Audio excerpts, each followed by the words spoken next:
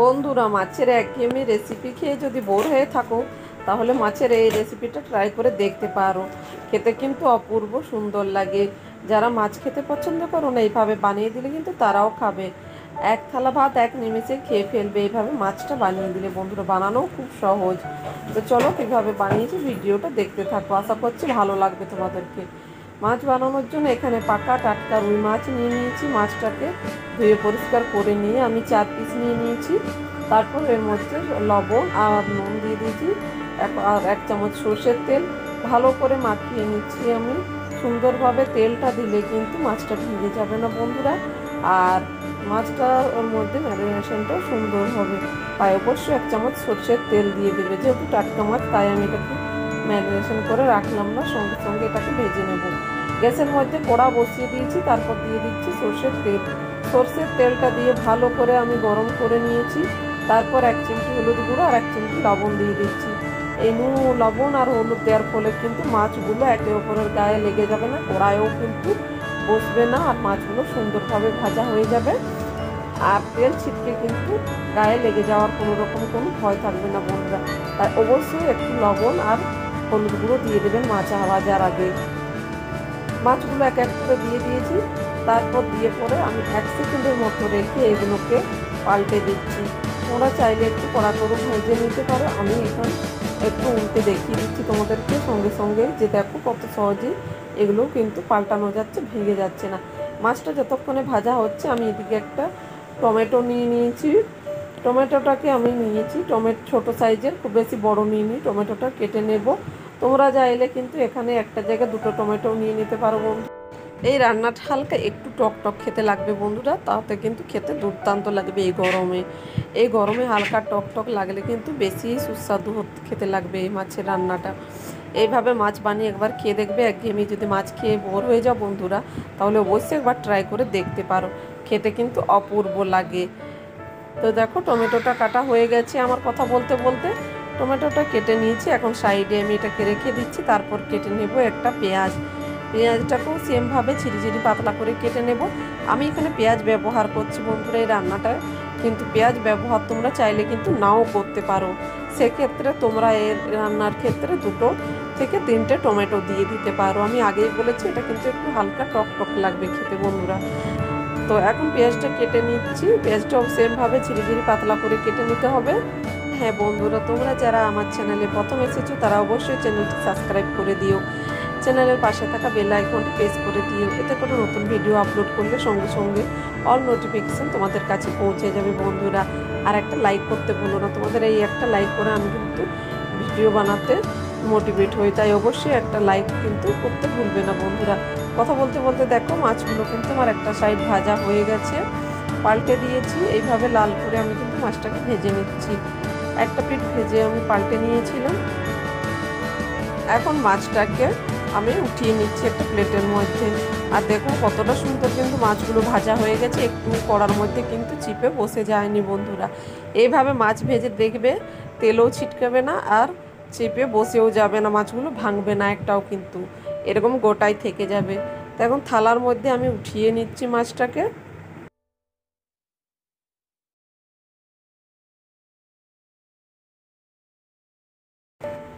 এখন ওই তেলের মধ্যে আমি 2টো বড় সাইজের আলু কেটে রেখেছিলাম বড় বড় করে, সে আলুটা দিয়ে দিচ্ছি। তোমরা চাইলে এই রান্নাটার ক্ষেত্রে কিন্তু কুমড়ো বা চাল কুমড়ো ব্যবহার করতে পারো বন্ধুরা, অবশ্যই দেওয়া যেতে পারে। আমি শুধুমাত্র আলুটা দিয়েই বানিয়ে নিচ্ছি। আলুগুলো দিয়ে দিয়েছি। আলুটা দিয়ে আমি এখন ঢেকে এটাকে ভেজে নেব। লো টু মিডিয়ামে আলুটাকে আমি ভাজবো। তবে একটা পিঠ আলুর ভাজা হয়ে গেছে, তাই একটু পাল্টে দিচ্ছি আলুটাকে এভাবে উল্টে পাল্টে আমি ভেজে নেব। তোমরা চাইলে কিন্তু এখানে আলুটা সেদ্ধ করেও দিতে পারো, কোনো অসুবিধে নেই। তবে ভেজে দিলে বেশি খেতে ভালো লাগবে বন্ধুরা। আমি দেখো আলুটাকে ভেজে নিয়েছি। ভেজে একটা থালার মধ্যে আলুটাকে উঠিয়ে নিচ্ছি।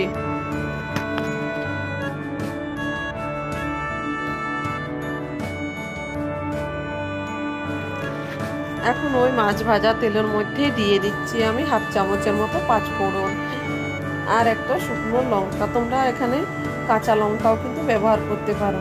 আমি এখানে দিয়ে দিচ্ছি একটা বড় সাইজের কুচনো পেঁয়াজটাকে হালকা নাড়াচাড়া করে নিচ্ছি যতক্ষণ না পেঁয়াজটা একটু নরম হয়ে আসছে। পেঁয়াজটা দেখুন 1-2 মিনিট এইভাবে নাড়াচাড়া করে নিয়েছি, পেঁয়াজটা হালকা নরম হয়ে গেছে। এখন আমি এর মধ্যে দিয়ে দেবো আগে থেকে কেটে রাখা একটা টমেটোটা দিয়ে দিয়েছি। এখানে টমেটোটাও আমি ছোট ছোট করে কেটে নিয়েছি। টমেটোটাকেও নাড়াচাড়া করে নেব যতক্ষণ না টমেটোটা হালকা নরম হয়ে যাচ্ছে। টমেটোটা হালকা নরম হয়ে গেছে, এখন আমি আবারও একটু মিশিয়ে নিচ্ছি। তারপর দিয়ে দিচ্ছি এখানে 1/2 চামচের মতো ধনে গুঁড়ো আর 1/2 চামচ এরকম হলুদ গুঁড়ো। এই রান্নাটাতে আমি কোনো রকম জিরে ব্যবহার করব না বন্ধুরা, এই রান্নায় কিন্তু জিরে ব্যবহার করা যাবে না। আমি শুধুমাত্র ধনে আর হলুদ গুঁড়োই ব্যবহার করেছি এর মধ্যে। আর আমি আগেই বলেছি পেঁয়াজটাও অপশনাল, তোমরা চাইলে দিতে পারো আবার নাও দিতে পারো। একটু জল দিয়ে দিয়েছি মশলার মধ্যে যাতে পুড়ে না যায়। তারপর মশলাটা কষিয়ে নিয়েছিলাম ঢাকা দিয়ে। মশলাটা কষানো হয়ে গেছে, এখন মশলা থেকে তেলও ছেড়ে দিয়েছে। মশলাটাকে একটু নাড়াচাড়া করে নিচ্ছি যাতে তলে লেগে না যায়। তারপর দিয়ে দিচ্ছি স্বাদ মতো লবণ। তোমরা চাইলে এখানে 1/2 চামচের মতো কালারের জন্য কাশ্মীরি লাল লঙ্কার গুঁড়ো ব্যবহার করতে পারো বন্ধুরা, আবার ঝাল লঙ্কাও ব্যবহার করতে পারো, তোমরা যে যেরকম ঝালটা পছন্দ করো। এখন মশলাটাকে মিশিয়ে নিয়েছি খুব ভালো করে, আবারও একটু মশলাটাকে আমি কষাতে দিয়ে দিচ্ছি। তো দেখো মশলাটা কষানো হয়ে গেছে, আবারও মশলা থেকে তেল ছেড়ে দিয়েছে।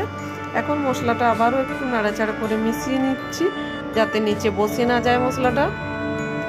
এইভাবে কিন্তু ঢেকে এটাকে কষিয়ে নিতে হবে। তারপর দিয়ে দিচ্ছি ভেজে রাখা আলুটা। আগে থেকে যে আলুটা ভেজে রেখেছিলাম সেই আলুটা দিয়ে দিচ্ছি।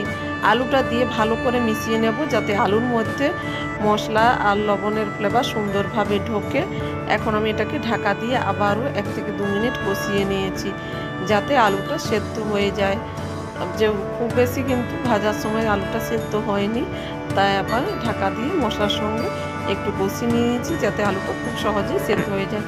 এইভাবে আমি আলুটাকে কষিয়ে নিলাম। তারপর দিয়ে দিচ্ছি এর মধ্যে জল।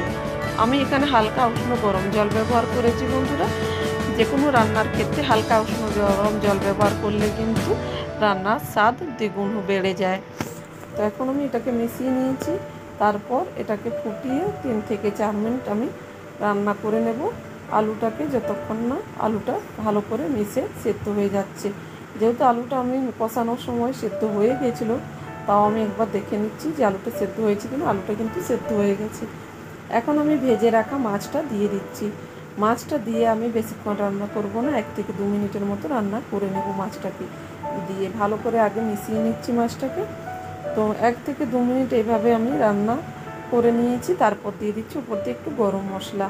গরম মশলাটা দিয়ে ভালো করে মিশিয়ে নিচ্ছি। তো কত সহজেই তৈরি হয়ে গেল রুই মাছ আর আলু দিয়ে দুর্দান্ত স্বাদের একটা রেসিপি বন্ধুরা। তোমরাও চাইলে বানিয়ে ফেলতে পারো খুব অল্প সময়ের ভেতরে এই আলু আর রুই মাছের একটা নতুন রেসিপি। এই রেসিপিটা ভালো লাগলে অবশ্যই চ্যানেলটি লাইক শেয়ার সাবস্ক্রাইব করতে ভুলো না বন্ধুরা। আর বাড়িতে বানিয়ে থাকলে অবশ্যই কমেন্ট করে জানিও তোমাদেরকে কেমন লেগেছে। তো দেখো খুব অল্প সময়ের ভেতরে কিন্তু এটা তৈরি হয়ে যায় আর খেতে কিন্তু অপূর্ব সুন্দর লাগে বন্ধুরা। এটা দুপুরে তোমরা লাঞ্চে কিন্তু বানিয়ে নিতে পারো। রেসিপিটা ভালো লাগলে কিন্তু অবশ্যই আমাকে জানাবে বন্ধুরা। সবাই ভালো থাকবে, সুস্থ থাকবে। আবার নতুন রেসিপিতে